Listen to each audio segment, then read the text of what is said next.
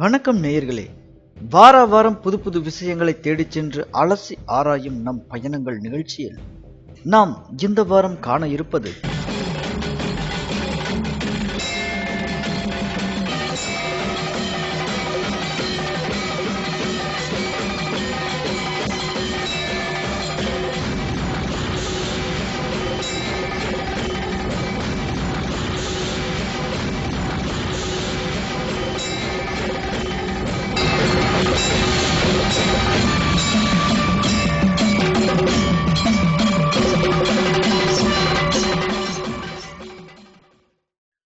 அக்காலங்களில் சித்தர்கள் மலைகளிலும் காடுகளிலும் வாழ்ந்ததாக நாம் கேள்விப்பட்டிருக்கிறோம். அந்த வகையில் வாழ்ந்த ஒரு சித்தர்களின் வரிசையில் வருகிறார் இந்த மாயம்மா. இவர் பல 100 ஆண்டுகளாக இப்புவியில் இதே தோற்றத்துடன் பல இடங்களில் வாழ்ந்ததாக சித்தர்கள் சொல்லியும் எழுதியும் இருக்கிறார்களாம்.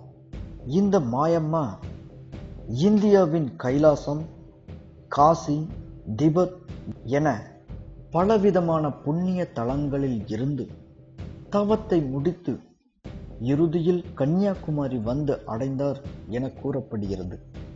என் பெயர் ராஜேந்திரன். மாயம்மாவுடைய சீடனாக நான் 30 வருஷத்துக்கு மேலே இருந்துக்கிட்டு இருக்கேன். இந்த கோயில் நிர்மாணித்து இதை கட்டியது எல்லாமே நான் தான். பக்தர்களுக்காக பல வசதிகள் நாங்கள் செஞ்சு கொடுத்துருக்கோம். இங்கே நல்ல முறையில் ஜனங்க தியானம் பண்ணி ஜெபம் பண்ணி அவருடைய அருள் எல்லாம் பெற்று போகணுங்கிற ஒரே கைதுனால நாங்கள் எல்லாம் செஞ்சு சேவையாக நினச்சி செய்துக்கிட்டு இருக்கோம். வேறு எந்த எதிர்பார்ப்பும் கிடையாது. துளசியால் உடல் ஆரோக்கியம் பெற்றவர்கள் எத்தனையோ பேர், அவற்றை கண்கூடாக பார்த்தவர்கள் ஒரு சிலரே. அவ்வாறு நிகழ்ந்த ஒரு நிகழ்வை நம்மோடு பகிர்ந்து கொள்கிறார் இவர். நான் அம்மா ஒரு தடவை பார்க்கறதுக்காக 87 நினைக்கிறேன் கரெக்டா. அப்போ பார்க்கறதுக்காக வரேன். வரும்பொழுது பஸ்ஸில் இருந்து ரோட்ல கீழே இறங்குறாங்க. நான் சைக்கிளில் வரேன். அப்போ பஸ்ல இருந்து இறங்குறாங்க ஒரு 6 பேர். இங்க மாயம்மா வந்திருக்காங்களாமே, அது எந்த இடம்னு சொல்லி கேட்டாங்க. நான் பாருங்க அந்த வீடு, நானும் அங்கே தான் போறேன் வாங்க அப்படின்னு சொல்லிட்டு வந்தோம். அன்னைக்கு வந்துதான் நானும் அம்மா உட்காந்துட்டு இருந்தாங்க. நானும் காலத்துட்டு கும்பிட்டு உட்காந்துட்டேன். அவங்களும் வந்தாங்க. வந்துட்டு அந்த 5 பேர் தொட்டு கும்பிட்றாங்க. எல்லாத்தையும் ஆசீர்வாதம் பண்ணுது. ஒரு அம்மா கடைசியா தொட்டாங்க. தொட்ட உடனே அந்த அம்மாவை தொடாம இவங்க அலற ஆரம்பிச்சிட்டாங்க. ஐயோ ஓன்னு ரொம்ப ஒரு பெரிய வியாதி அட்டாக் பண்ண மாதிரி அலற ஆரம்பிச்சாங்க. நான் கூட பயந்துட்டேன். என்னடா இவ்வளவு நேரம் நல்லா இருந்தாங்க, இப்ப திடீர்னு கத்துறாங்கன்னு நினைச்சு பார்த்தேன். அந்த அம்மாவை தொடவே மாட்டேன்ட்டாங்க. தொடல. ஆனா அந்த அம்மா காலை பிடிச்சிக்கிட்டு முழங்கால் மேல தலையை வச்சுக்கிட்டு அழுவுது. அப்ப கூட வந்த ஒரு அம்மா, அம்மா நீயும் பொண்ணு அதுவும் பொண்ணு, பாண்டிச்சேரி ஆஸ்பத்திரியிலேயே முடியாதுன்னு சொல்லி அனுப்பிச்சிட்டாங்க, ரொம்ப வியாதியா இப்ப ரொம்ப அவஸ்தப்படுதுமா, கொஞ்சம் காப்பாத்துமா, உன்னை நம்பிதான் நாங்க வந்திருக்கிறோம் அப்படின்னு சொல்லி அந்த அம்மா ஒரு அம்மா அழுதுகிட்டு சொல்றாங்க. எல்லாருமே அழுகுறாங்க. அவங்க அப்பா மாயம்மா அந்த அணத்துறது நின்று போச்சு. அணத்துறது நின்னது ஒரு 10 செகண்ட் கழிச்சு அந்த அம்மா முழங்கால் மேல தலையை வச்சுட்டு அழுகுது அந்த வியாதி உள்ளவங்க. அப்போ அந்த மாயம்மா அந்த அம்மா தலை மேல கையை வச்சு ஒரு 5 செகண்ட் அப்படியே வச்சிருந்துட்டு அப்புறம் 3 தடவை நீவுறாங்க. நீவிட்டு ஒரு சந்தோஷமான முறையில ரொம்ப முகம் தளதளன்ட்டு கலகலகலன்ட்டு அப்படின்னு சொல்லி ரொம்ப சிரிப்பா அந்த அம்மாவை எந்திரிக்க சொல்றாங்க. அப்போ உடனே நான் புரிஞ்சுக்கிட்டேன். சித்தர்கள் பாடல்ல இந்த மாதிரி நோய் உள்ளது வாங்குவதும் தாங்குவதும் எளிதாம்னு சொல்லி திருமூலர் எழுதியிருக்கிறாரு. அதை நான் அனுபவபூர்வமா பார்த்தேன். அன்னைக்கு கன்னியாகுமரி கடற்கரை பகுதியில் அம்மா இருந்த காலத்தில் அவரை கண்டு வணங்க வேண்டும் என்ற நோக்கத்தில் சென்ற இவருக்கு ஏற்பட்ட அனுபவங்கள் மிகவும் வித்தியாசமானது. முதலாக அன்னையை பார்த்தபோது எந்த ஒரு மாற்றமும் ஏற்படவில்லையாம். அவரை தொடர்ந்து கவனித்து அவர் பின்னாலேயே சென்று அவருக்கு சீடராக மாறினார் இவர். அந்த காலத்தில் 1970 நான் அம்மாவை தச்சலா பார்த்தேன். பார்க்கும்போது அம்மா ஒரு சாதாரண ஆள் மாதிரி தான் இருந்தாங்க. பசி, தாகம், வெயில், மழை, காற்று இதெல்லாம் பொருட்படுத்தாமல் அவங்க பாடல ஏதோ ஒரு சின்ன வேலையை செஞ்சுக்கிட்டு இருப்பாங்க கடற்கரை ஓரத்தில். அப்போ பசியை பற்றி அவங்க கவலைப்பட்டதில்லை. வெயில் அடிக்க தண்ணி தாகம் எடுத்து தண்ணி குடித்தது கிடையாது, சாப்பிட்டதில்லை. அப்படியே ஒரு மனிதனால் இருக்க முடியுமா? அப்படின்னு நான் நினைக்கும் போது இவங்க மனித சக்திக்கு அப்பாற்பட்டு இருக்கிறாங்கங்கிற நான் தெரிஞ்சுக்கிட்டேன். அதனால தொடர்ந்து பல மாசங்கள் அவங்கள நான் ஃபாலோ பண்ணி பார்க்கும்போது இப்படியே தான் இருந்தாங்க அவங்க. அதனால ஒரு ஈர்ப்பு சக்தி என்னை அவங்க பாலில் கொண்டு போயிடுச்சு. கொண்டு போனா நானே அவங்கள சீடன் ஆயிட்டேன். அதே மாதிரி நானே ஒரு 13 வருஷம் இங்கே கடற்கரையிலே தெரிஞ்சேன். இது கடைசியில் தான் அம்மா கூட இங்கே நேரடியாக என்னை கூட்டிகிட்டு இங்கே வந்தாங்க இந்த ஊருக்கு. அதுலேருந்து அம்மாவோட சீடனாக இருந்ததுனால அம்மாவுக்கு வேண்டிய பணிவிடையெல்லாம் நிறைய செய்ய வேண்டியதுக்காக இதை நிர்மாணித்து ஒரு நல்ல முறையில் நாங்கள் செஞ்சுக்கிட்டு இருக்கோம். எந்த ஒரு எதிர்பார்ப்பும் இல்லாமல் அப்படி தான். அது சேவை தொடரட்டும்னு மக்களுடைய நல்ல ஆதரவோட மக்களுடைய அமைதிக்காக இதை செஞ்சுருக்கிறோம். நிறைய பேர் வர்றாங்க. இந்த மாயம்மாவை பற்றி பல மெய்ஞானிகள் கூறியுள்ளதாக கூறப்படுகிறது. அவர்களில் பூண்டி மகான், கசாவனம்பட்டி மௌன ஜோதிகள், கோடி சுவாமிகள், மருந்துவாள் மாலைநாயனார் சுவாமிகள் இவர்களெல்லாம் இந்த மாயம்மாவை கன்னியாகுமரி அம்மன் என்றே கூறியிருக்கிறார்களாம். ஏனென்றால் ஒரு மெய்ஞானியை பற்றி மற்றொரு மெய்ஞானியால் தான் அவர் ஞான நிலையை பரிபூரணமாய் அடைந்தவர் என உலக மக்களுக்கு அடையாளம் காட்டிக் கொடுக்கப்பட வேண்டும். அப்பொழுதுதான் அவரை மெய்ஞானியாக ஏற்றுக்கொள்ளலாம். இந்த மாயம்மா அவர்கள் தன்னை பற்றி எதுவும் வெளிக்காட்டிக் கொள்ளாமலே இருந்தாராம். அருள்வாக்கு, மாயாஜாலம், சொற்பொழிவு, சித்து விளையாட்டுக்கள் இவையெல்லாம் அம்மாவிடம் இல்லை. ஆனால் இதுபோன்ற விஷயங்களில் சம்பந்தப்பட்டவர்கள், யோகம் ஞானம் போன்ற மார்க்கங்களில் உள்ளவர்கள், சந்நியாசிகள், பிரம்மச்சாரிகள் போன்றோர் பணிவோடு வணங்கி செல்வார்களாம். இந்தியாவிலுள்ள உண்மையான யோகிகளும் ஞானிகளும் அம்மாவை பற்றி தன்னுடைய சீடர்களிடம் எடுத்துரைக்கலானார்கள்.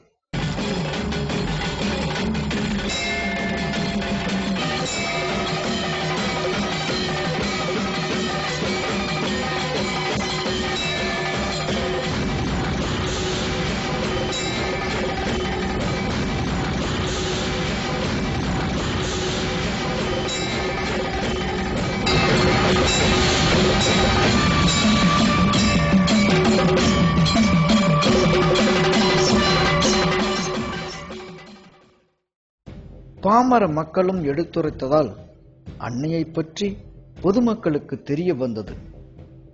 அம்மாவை தேடி வந்த பக்தர்களின் குறைகள் தீரத் தொடங்கின. தீர்க்க முடியாத பல நோய்களையும் அம்மாவின் கை தரிசனம் போக்கியது. இச்செய்திகள் அனைத்தும் பக்தர்கள் மூலமாக வெளி உலகிற்கு பரவத் தொடங்கின.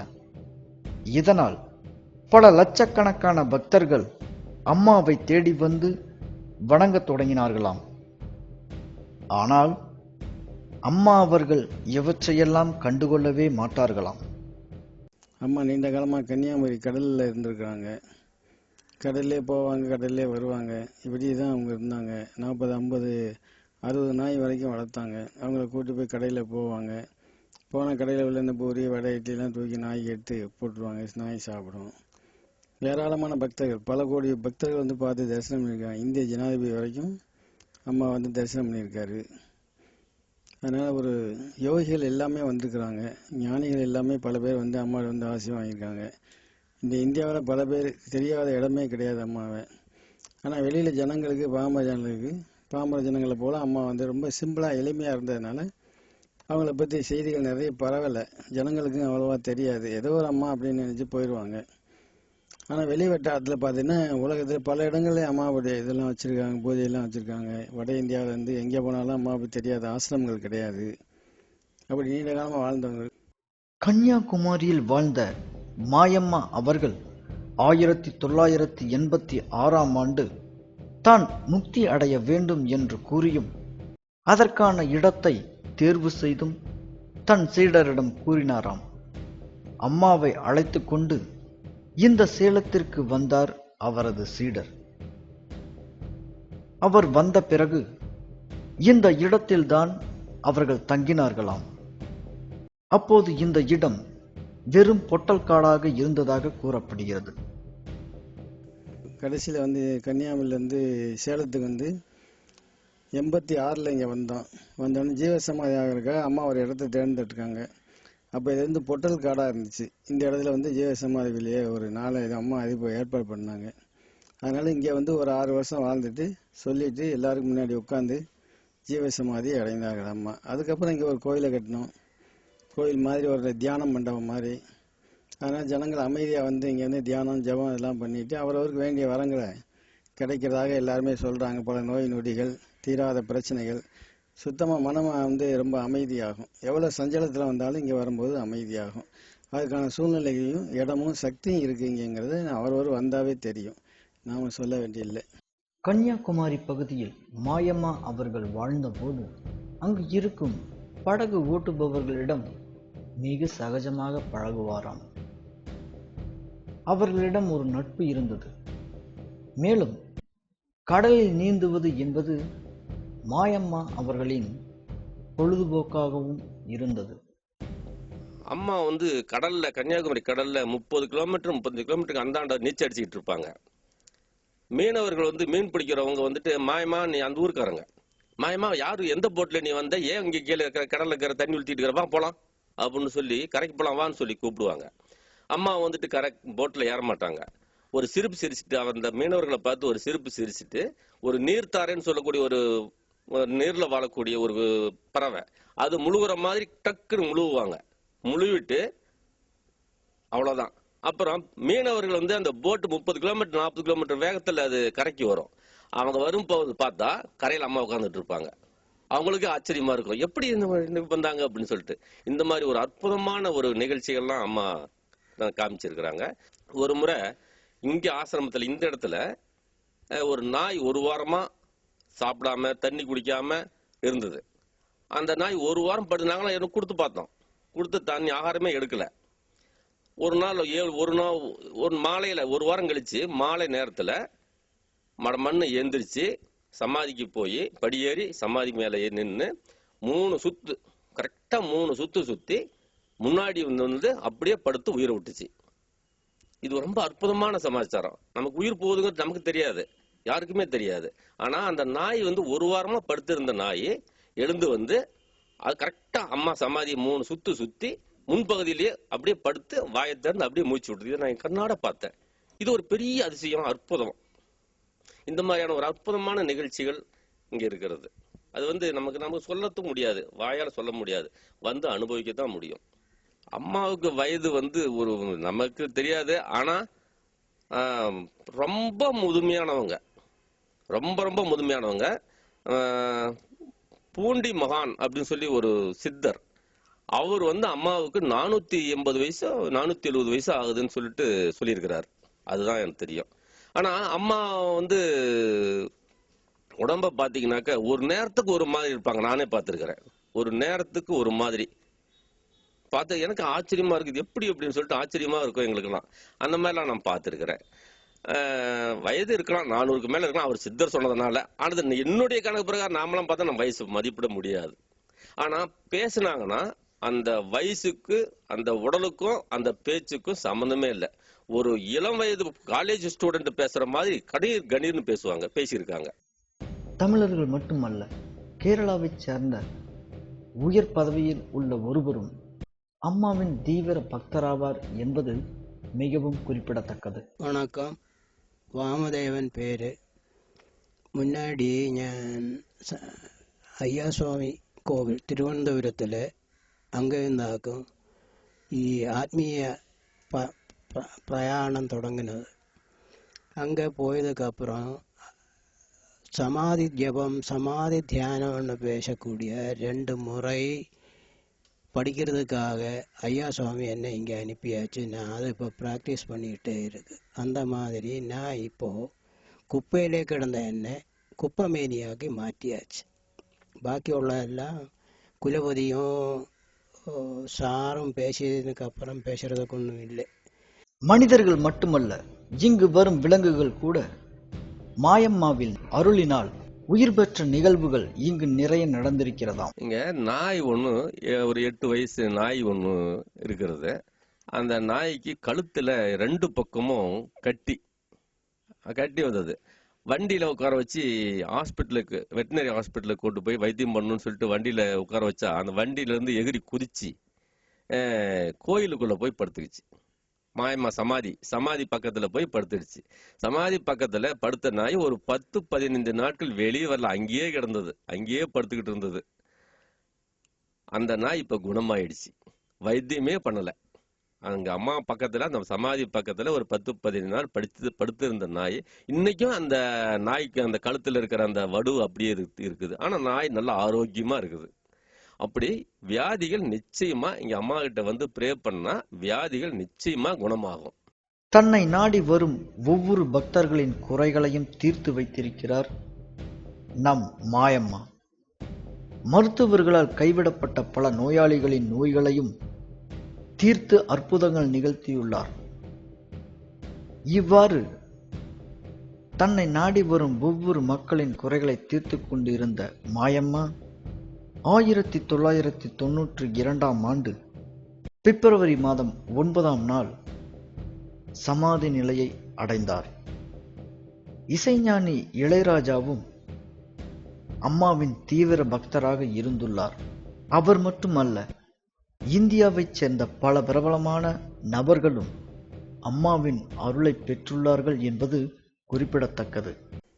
1992 பிப்ரவரி மாதம் 9ஆம் தேதி பகலில் எல்லாரும் பார்க்குற மாதிரி உட்காந்து சொல்லிட்டு ஜீவசமாதி தன்னுடைய உயிரை அடக்கத்தை பண்ணிட்டாங்க.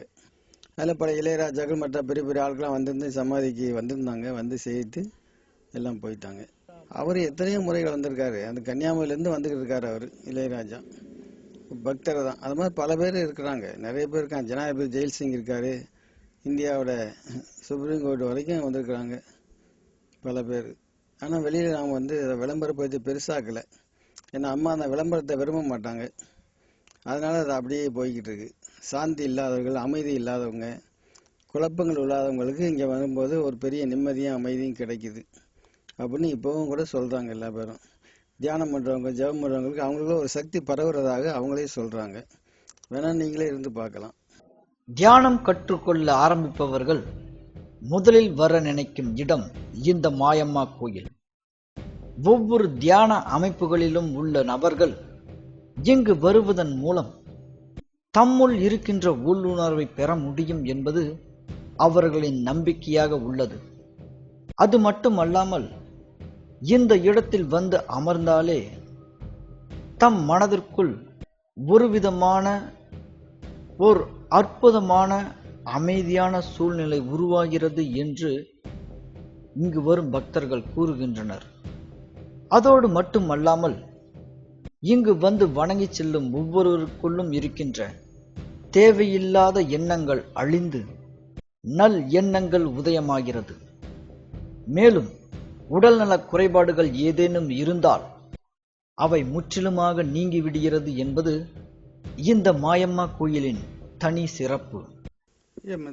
தனபாலிங்க, நான் காடையாம்பட்டியிலேருந்து வரேன். காடையாம்பட்டி, இளமலை காடையாம்பட்டிலேருந்து வரேங்க.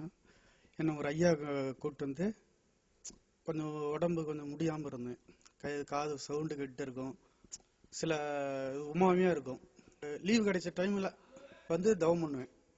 இப்போ வந்து அப்படியே ஒரு ரிலாக்ஸாக இருக்கும் உடம்பு. அப்படி அங்கேருந்து வந்து டெய்லி வாரத்தில் ஒரு நாளைக்கு, மாதத்தில் ஒரு நாளைக்கு லீவ் ரெஸ்ட்டு கிடைக்கிற டைமுக்கு இங்கே வந்துடுவோம். வந்து தியானம் பண்ணும்போது நல்லா உடம்பு அன்னைக்கு வந்தோம்னா அப்படியே ஒரு வாரத்துக்கு எங்களுக்கு அந்த ரிலாக்ஸ் கிடைச்சிட்டே இருக்கும். அப்படியே ஒரு புத்துணர்ச்சியாக இருக்கிற மாதிரி இருக்கும். நாங்கள் எந்த எதிர்பார்த்தும் விட இல்லைங்க.